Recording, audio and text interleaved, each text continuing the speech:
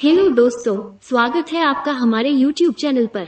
आज हम लेकर आए हैं daily current affairs one liner video, जहां हम आपको आज की महत्वपूर्ण खबरों के बारे में जानकारी देंगे।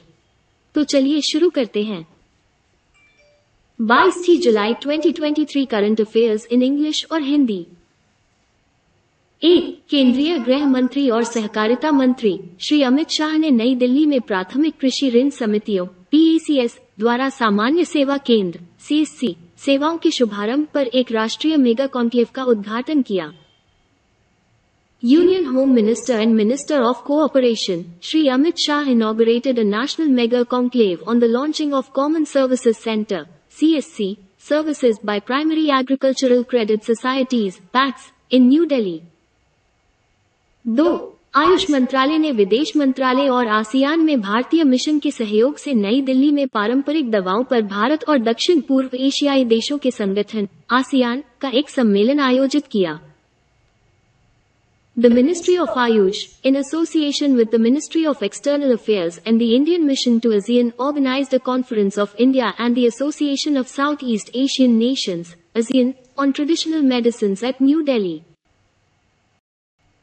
3. रसायन और उर्वरक राज्य मंत्री भगवंत खुबा ने लोकसभा को सूचित किया कि केंद्र ने जैविक उर्वरकों को बढ़ावा देने के लिए 1500 रुपये प्रति मीट्रिक टन की बाजार विकास सहायता MDA को मंजूरी दे दी है। Minister of State for Chemical and Fertilizer Bhagwant Khubba informed the Lok Sabha that the centre has approved the Market Development Assistance (MDA) of 1500 rupees per metric ton to promote organic fertilizer। 4. Bharat के कोयला क्षेत्र ने वित्त वर्ष 2023-24 की पहली तिमाही में 223.36 million ton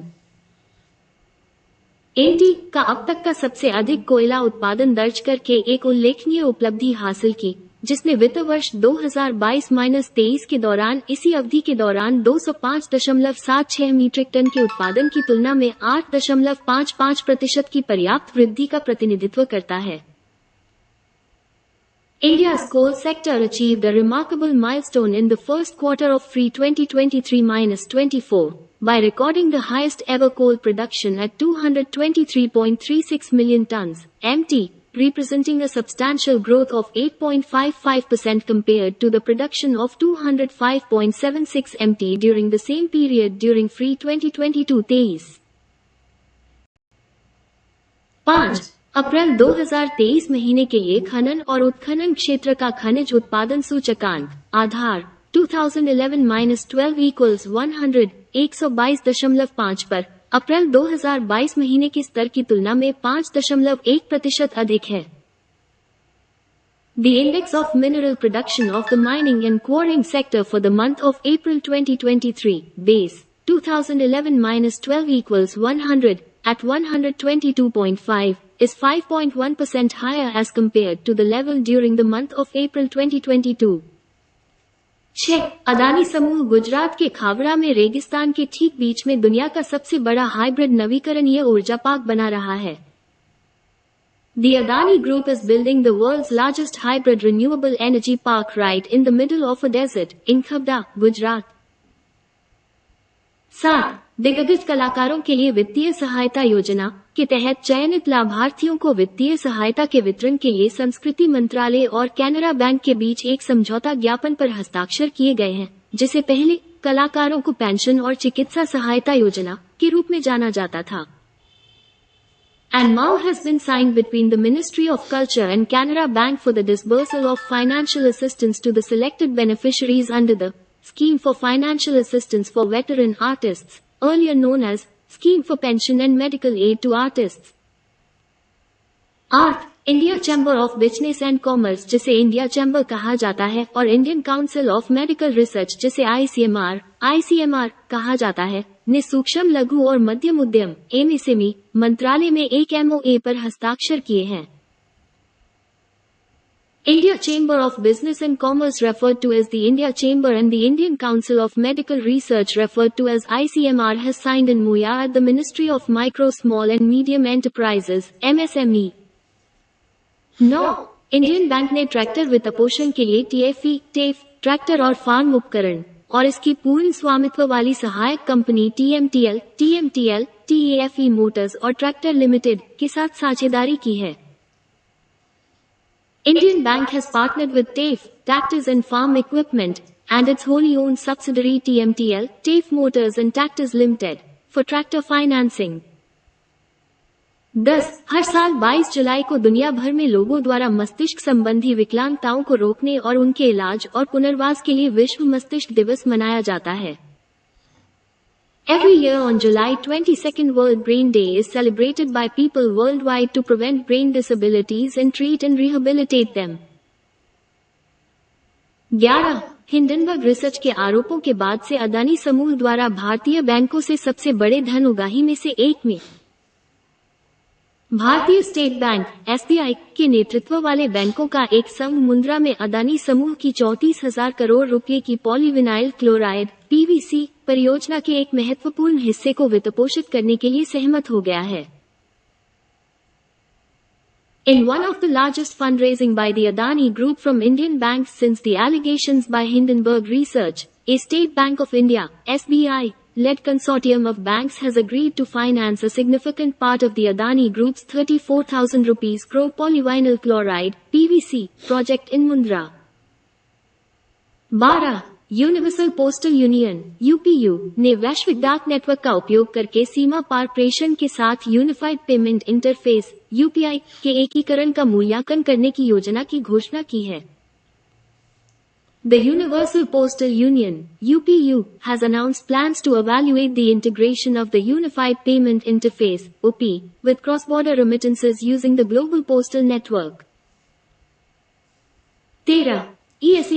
ESAF small finance bank ने केरेज करीबगे रिसर्च द्वारा आयोजित पर्यावरण, सामाजिक और कॉर्पोरेट प्रशासन (ESG) मूल्यांकन में 71 का उच्च स्कोर हासिल किया है।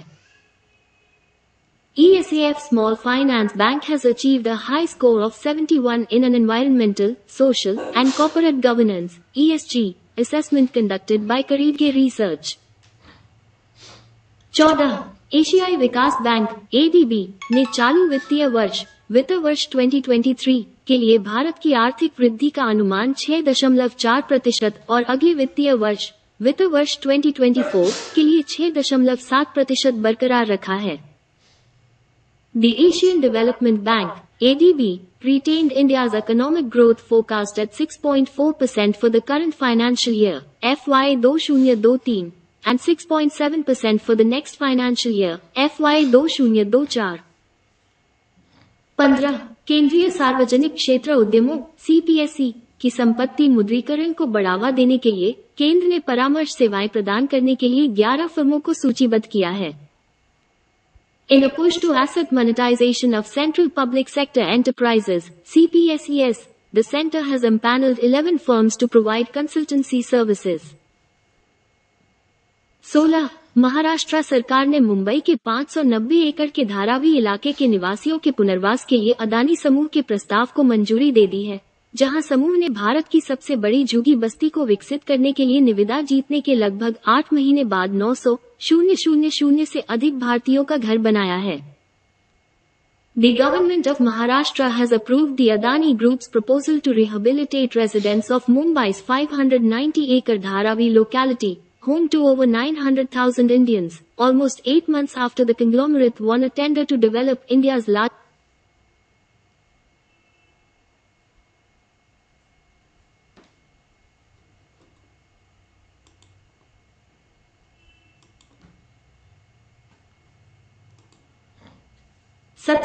केंद्र सरकार ने हरियाणा कैडर के 1988 बैच के भारतीय पुलिस सेवा (IPS) अधिकारी मनोज यादव को रेलवे सुरक्षा बल (RPF) का अगला महानिदेशक नियुक्त किया है। The Union Government has appointed Haryana Cadre 1988 Batch Indian Police Service (IPS) officer Manoj Yadav as next Director General of the Railway Protection Force (RPF). 18. Dutch प्रधानमंत्री मार्क रूटे ने घोषणा की कि वह लगभग 13 वर्षों तक सत्ता में रहने के बाद राजनीति छोड़ रहे हैं, जिससे नीदरलैंड के इतिहास में सबसे लंबे समय तक सेवा करने वाले नेता के रूप में उनका कार्यकाल एक झटके में समाप्त हो गया।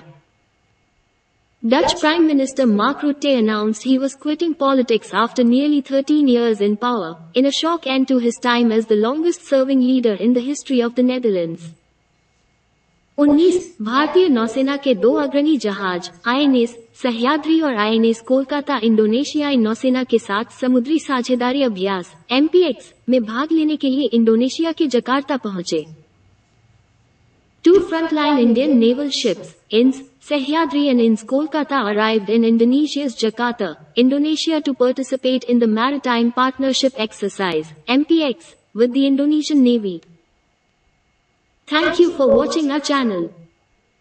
Please like or subscribe. After that, leave your query and suggestions in the comments below. We'll see you in the next video. Thank you and have a great day.